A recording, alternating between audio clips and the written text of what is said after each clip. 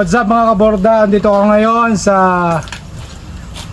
bukid ni Don Canor. Luto pala ating pasirit ng one of the best foods dito sa Batangas. Ano pa?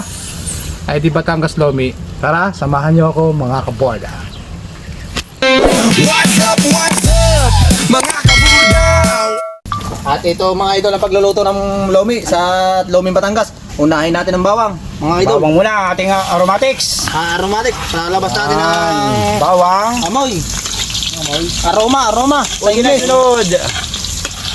Medyo ating Ano sunod nating bawang bawang? natin ng Pampalibog. sibuyas. Pampalibog. Yes! Ayan. Sibuyas, Yan na. pampalibog. Ako nagluluto.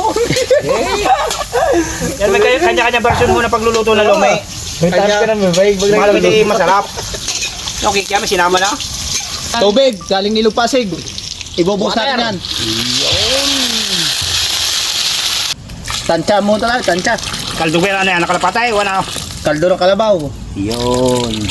Kanya-kanya tayong pagaling ang pagluto ng lomi, mga idol. Dito sa Batangas. Magic! Kanya. Mamadikin! Mawawala! Magic sarap, pampasarap. Mawawala ito. Panlaban sa mga nakakaumay na lasa. Oyster sauce. Yan, lalagay na ang Mickey.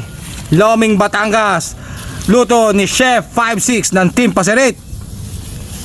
Ilang kilo kaya ang 56? 3 kilo, mga idol. Lalagay na ang itlog. Ang itlog ng pampabilog. Sarap magluto ng lomi ni 56 ah.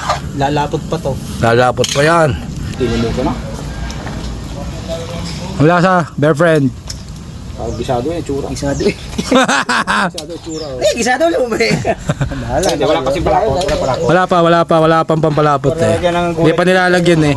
Lalagay na ang kasaba, ang pampalapot. Oh. Napakalupit ng aming chef. Oh, walang John naman ang aking chef.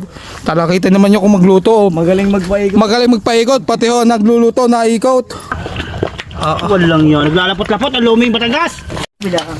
Sinandok na po ang lomi. Sige, lagyan ng itlog. Quality yan ah. Sarap na yan ah. Talaga naglalapot-lapot. Yan na, nilanta ka na ng Team Pasirit. Ang Loming Batangas. Lomi, mga bossing. Ay na, Lomi. Toyo.